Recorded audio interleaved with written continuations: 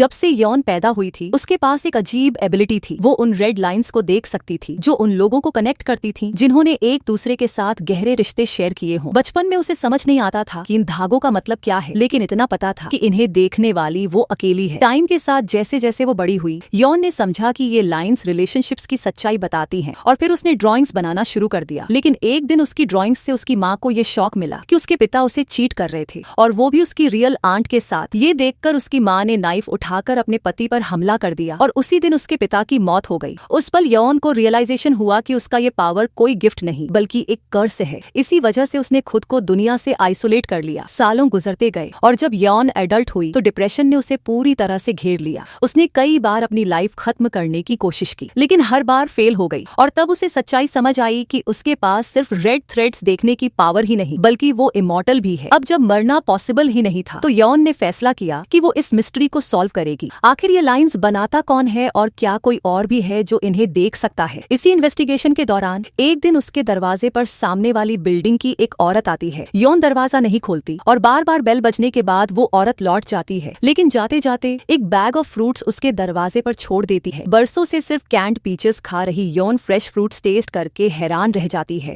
और उसे महसूस होता है कि उसने खुद को कैद करके कितनी खुशियां खो दी हैं। इसी बीच स्कूल टेरेस पर सेओन नाम की लड़की पर कुछ लड़कियां हमला कर देती हैं, लेकिन उसकी मदद करने के बजाय हाई ए उसे जोरदार किक मारकर गिरा देती है, उसके बाल पकड़कर घसीटती है और धमकी देती है कि अगर सेओन ने प्रिंसिपल को बुलिंग की शिकायत की तो वो उसे बिल्डिंग से नीचे फेंक देगी। वहीं दूसरी तरफ यौन का अंकल, जो पुलिस ऑफिसर है, एक शॉकिंग केस की जांच कर रहा होता है। एक 29 साल की औरत अपने अपार्टमेंट में डेड पाई जाती है। उसकी गर्दन पर मार्क्स होते हैं और वहाँ क्लियर साइंस मिलते हैं कि ब्रेक इन हुआ था। रात को यौन को अपने नेबर यून का भेजा हुआ फ्रेश फ्रूट मिलता है, साथ ही एक नोट भी। नोट पढ़ते हुए यौन न्यूज सुन रही होती है और तभी उसी केस की डिटेल्स सामने आती हैं। तभी उसकी नजर टीवी पर जाती है। एक मोटरसाइकिलिस्ट बिल्डिंग की ओर बढ़ रहा होता है और शॉकिंगली उसके सिर पर सिर्फ वन सिंगल रेड लाइन होता है। कुछ घंटे बाद यौन फिर से वही मोटरसाइकिल की आवाज सुनती है और विंडो से झांक कर देखती है कि वही आदमी यून की बिल्डिंग में जबरन घुस रहा है। डर के मारे यौन पुलिस को कॉल करके रिपोर्ट करती है, लेकिन तभी उसे सच पता चलता है कि वो आदमी जिससे ये रेड लाइन जुड़ी हुई है वो कोई और नहीं बल्कि यून ही है। जब यौन अपने पड़ोसी को किसी और के साथ हग करते हुए देखती है तो वो हैरान रह जाती है और फोन तुरंत काट देती है। वो पूरी तरह कंफ्यूज्ड और अपने ही ख्यालों में खो जाती है। अगले दिन हन रात भर काम करके घर लौटता है और पाता है कि उसकी नीस स्कूल नहीं गई। जब वो घायल लड़की को देखता है तो डिटेक्टिव को समझ आता है कि उस पर हमला हुआ है, लेकिन सियोन किसी भी तरह की डिटेल देने से साफ मना कर देती है। बालकनी पर थोड़ी देर फ्रेश एयर लेने के दौरान हान की नजर यौन की खिड़की पर जाती है जो कार्डबोर्ड से ढकी होती है। तभी उसे याद आता है कि पिछली रात पुलिस स्टेशन को उसी अपार्टमेंट से कॉल आया था। डिटेक्टिव खुद अपार्टमेंट पर जाकर डोरबेल बजाता है। यौन पीप होल से देखती है कि उस आदमी के सिर पर सैकड़ों रेड लाइंस बंधी हैं, लेकिन फिर भी वो दरवाजा खोलकर अपनी गलती एक्सप्लेन करती है। कुछ देर बाद यौन दरवाजा बंद कर देती है और हान वहाँ से चला जाता है। उस शाम डिनर के दौरान हान को पता चलता है कि जिस विक्टिम की बॉडी अपार्टमेंट में मिली थी उसका एक्स बॉयफ्रेंड भी उसी बिल्डिंग में रहता है जहाँ यौन रहती है। केस की जांच में गहराई तक जाते हुए डोंग नाम का ऑफिसर आधी रात को सस्पेक्ट के घर घुस जाता है। टॉर्च की मदद से वो एक स्टोरेज रूम पाता है जिसमें कई सस्पिशियस सामान भरे होते हैं। तभी डोंग अपना सेलफोन निकालकर डिटेक्टिव को कॉल करता है, लेकिन अचानक जुंग उस पर हमला कर देता है। वो मेटल बार से डोंग को मारता है। डोंग बचने की कोशिश करता है, लेकिन सिर पर वार पड़ते ही वो बेहोश हो जाता है। अपने दोस्त की हालत देखकर हन तेजी से कार दौड़ाकर बिल्डिंग की तरफ निकल पड़ता है। इस बीच जुंग घायल पुलिसमैन को बांध देता है और हेलमेट पहनकर दूसरी बिल्डिंग की ओर बढ़ता है। यौन उसे देख लेती है और फिर से महसूस करती है कि उसकी नेबर खतरे में है। वो घबराकर किचन से नाइफ उठाती है और बाइकर के पीछे निकलती है, लेकिन बाहर आते ही यौन को पैनिक अटैक हो जाता है और वो फेंट हो जाती है। जब डोर खुलता है तो यौन अपने बॉयफ्रेंड को देखकर खुश होती है, लेकिन जल्द ही नोटिस करती है कि उसकी आंखों में एक अजीब नजरिया है। अचानक वो उसकी गर्दन पकड़ लेता है। यौन शॉक में फ्रीज हो जाती है और रिएक्ट नहीं कर पाती। तभी क्रिमिनल उसके हाथ से नाइफ छीन लेता है और उस पर हमला करता है। नेबर को घायल देखकर यौन हिम्मत जुटाती है और क्रिमिनल को स्ट्राइक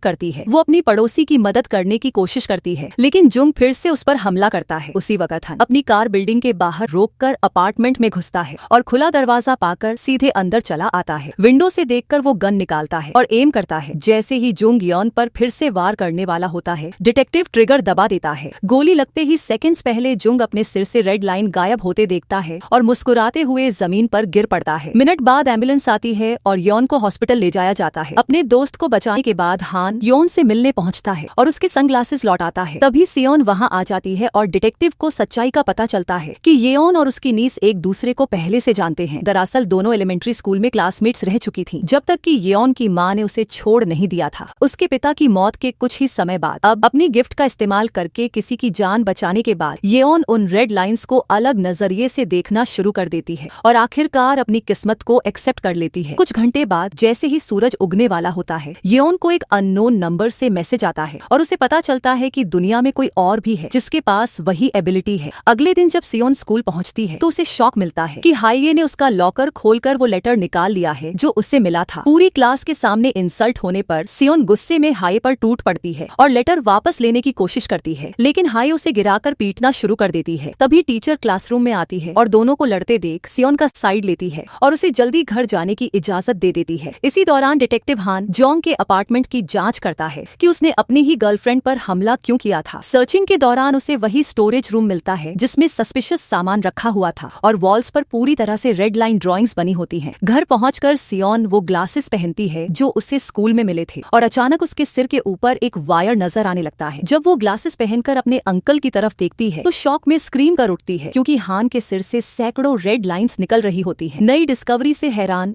सियोन सड़क पर निकल जाती है और लोगों को ध्यान से ऑब्जर्व करने लगती है। वो देखती है कि कुछ वायर्स आपस में कनेक्टेड हैं और सोचती है कि आखिर इन लोगों के बीच क्या रिलेशन है। कई घंटों तक ऑब्जर्व करने के बाद सियोन को आखिरकार समझ आता है कि ये लाइंस असल में रिलेशनशिप्स को रिप्रेजेंट करती हैं। अगली सुबह वो कॉन्फिडेंस के साथ स्कूल पहुंचती है और वहां उसे एक और शॉकिंग बात पता चलती है। उसकी टीचर उन गिनती के लोगों में से है जिन्होंने कभी किसी के साथ कोई रिलेशनशिप नहीं बनाया। वहीं दूसरी तरफ सियोन को ये भी पता चलता है कि हाइये के सिर पर इतनी कनेक्शंस हैं कि उसके रेड वायर्स कुछ टीचर्स तक से जुड़े हुए हैं। उसी दिन टीचर ग्यूजिन क्लास में एक न्यू स्टूडेंट को इंट्रोड्यूस कराती है और वो कोई और नहीं बल्कि येओन होती है। लेकिन येओन को देखते ही हाइये उसकी मजाक उड़ाने लगती है। अपनी नीस के अजीब बिहेवियर को देखकर हान खुद स्कूल जाता है और टीचर से बात करता है। जानकारी लेते लेते हान पूछता है कि क्या ग्यूजिन किसी जुंग नाम के आदमी को जानती है, क्योंकि वो पिछले साल तक उसी स्कूल में मैथ टीचर था। ये सुनकर ग्यूजिन हैरान रह जाती है कि उसका फॉर्मर कॉलीग असल में एक क्रिमिनल निकला। और जब हान पूछता है कि क्या जुंग ग्लासेस पहनता था तो ग्यूजिन साफ कहती है कि उसने उसे कभी ग्लासेस पहने हुए नहीं देखा। शाम को टेरेस पर हाइये और उसकी गैंग फिर से सियोन पर हमला कर देती है। सियोन अपनी ट्रम्प कार्ड इस्तेमाल करने ही वाली होती है कि तभी येओन आ जाती है। अपनी क्लासमेट को बचाने के लिए येओन सीधे चाई से भिड़ जाती है और धमकी देती है कि अगर उसने सियोन को तंग करना बंद नहीं किया तो वो टेरेस से खुद को और ये दोनों को नीचे गिरा देगी। मौत के डर से ही हार मान जाती है और वहाँ से हट जाती है, लेकिन गुस्से में सियोन येओन को साफ कह देती है कि वो उसकी जिंदगी में अब और इंटरफियर न करे। उस रात सियोन चुपचाप हेकिये का पीछा करती है ताकि उसके टीचर से संबंध का सबूत इकट्ठा कर सके। आखिरकार वो दोनों को एक होटल में एंटर करते हुए पकड़ लेती है और तस्वीर ले लेती है। जब ये फोटो HI को मिलती है तो वो सियोन से कहती है कि अगर ये इमेज लीक हुई तो सजा सिर्फ टीचर को मिलेगी क्योंकि HI अभी अंडर एज है। ये सुनकर सियोन तुरंत अपनी स्ट्रेटेजी बदल देती है और तस्वीर सीधे टीचर को भेजकर उससे 20 मिलियन वॉन कैश की डिमांड करती है। सियोन का असली मकसद उन पैसों से किसी और शहर में जाकर नई जिंदगी शुरू करना है, क्योंकि अब वो अपने चाचा के साथ नहीं रहना चाहती और न ही उसी स्कूल में पढ़ना चाहती। जब येओन उसके साथ वॉशरूम जाती है तो उसे नोटिस होता है कि सियोन ने नए ग्लासेस पहने हैं और तभी उसे एहसास होता है कि वो भी उन रेड लाइंस को देख सकती है। शॉक्ड सियोन कुछ सवाल पूछकर कंफर्म करती है कि येओन भी वही लाइंस देख सकती है और बताती है कि उसने ये ग्लासेस स्कूल में अचानक पाए थे। येओन बताती है कि जोंग ने भी यही ग्लासेस पहने हुए थे जब उसने अपनी जान गंवाई थी, यानी ये ऑब्जेक्ट खतरनाक हो सकता है। लेकिन येओन की बात सुनने के बाद भी सियोन इस नई एबिलिटी का इस्तेमाल जारी रखने का फैसला करती है, क्योंकि ये ही उसके लिए अपने परसिक्यूटर से बदला लेने का सबसे बड़ा हथियार है। उस रात सियोन अपने नए बॉयफ्रेंड के घर होती है, तभी उसे अपने टीचर का मैसेज आता है कि वो रात 12 बजे स्कूल की छत पर आए और पैसे ले जाए। सियोन को ये पता ही नहीं होता कि उसी समय वॉशरूम के क्यूबिकल में हाइये छिपी हुई थी और उसने उसकी सारी बातें सुन ली थी। अब हाइये को भी ग्लासेस के पावर के बारे में पता चल जाता है। वो सियोन का पीछा करते हुए आर्केड तक पहुंचती है और जब सियोन अपने बॉयफ्रेंड के साथ फोटोज खिंचवा रही होती है, हाइये उसके बैग से ग्लासेस चुरा लेती है। जब सियोन को एहसास होता है कि उसके ग्लासेस गायब हैं, तो वो घबरा जाती है और उन्हें ढूंढने वापस जाती है, लेकिन कहीं नहीं मिलते। गुस्से में सियोन येओन को कॉल करके उस पर ग्लासेस चुराने का आरोप लगाती है, लेकिन फिर भी पैसे लेने के लिए स्कूल चली जाती है। वहाँ पहुंचकर सियोन को शॉकिंग सच पता चलता है। टीचर ने उसे झूठ बोला था। पैसे देने के बजाय उसने उसे बुलाया सिर्फ इसलिए ताकि वो उसे कन्विंस कर सके कि उनके अफेयर को सीक्रेट रखे। अगर ये फोटो लीक हो गई तो टीचर न सिर्फ अपनी नौकरी खो देगा बल्कि अपनी वाइफ और बच्चों को भी। लेकिन सियोन अपने डिमांड पर अड़ी रहती है और और कहती है कि उसे 20 करोड़ चाहिए ही चाहिए। बातचीत के बीच अचानक टीचर को अपनी वाइफ का मैसेज मिलता है और उसे पता चलता है कि वो फोटो पहले ही उसके पास पहुंच चुकी है। फ्यूरियस होकर वो सियोन को क्लिफ से धक्का दे देता है, ये सोचकर कि उसी ने उसकी शादी तबाह कर दी है।